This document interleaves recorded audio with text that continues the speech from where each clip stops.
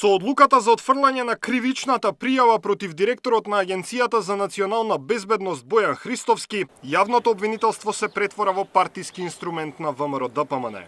Опозицијата остро реагира на вчерашната одлука на јавното обвинителство.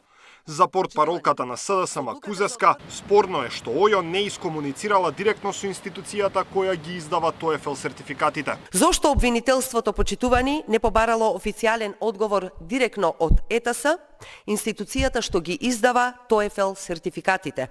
Зошто не е постапено исто како со двете директорки на училишта и директорката на болница во Дебар, кои беа гонети и осудени токму за користење лажни TOEFL сертификати од истото место како Христовски? Има судски пресуди за кои одговорите, почитувани, се обезбедени директно од ЕТС и тоа за само неколку денови.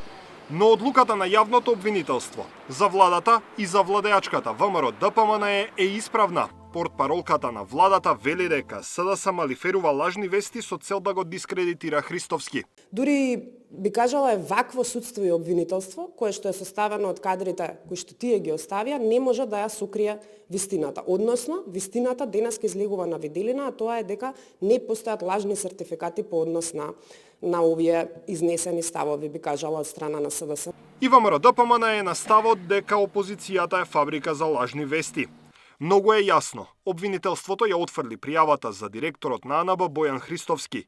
Со оваа одлука на обвинителството вистината излезе на виделина. Сите лаги на СДС паднаа во вода, велат од таму. Истрагата за сертификатот за TOEFL на Христовски не е единствениот предмет за наводи за фалсификат кој ги тресе безбедносните служби. Антикорупцијска ја проверува и магистерската на првиот човек на Бирото за јавна безбедност. Истражува дали тој магистрирал пред да ја преземе функцијата или потоа, со оглед на тоа што опозицијата обвинува дека не постои јавно достапен податок за датумот на неговото полагање. Не би сакал да влегувам во деталите, овде само и не би сакал да влијам на целата постапка. Знам дека има предмет пред ДКСК. Мислам дека и подолго време е предметот, се работи на тоа и ги оставам службите да си ја завршат својата работа, а се надам на крајот на денот дека тие што изнесуваат невистини и лаги ќе имат доблест да се извинат. Судот веќе има донесено неколку пресуди за лажни сертификати TOEFL за познавање на англиски јазик добиени токму од Јулија Ко, школото за странски јазици во Пловдив, Бугарија, од каде Христовски го стекнал сертификатот. Даниел Василев, Сител телевизија.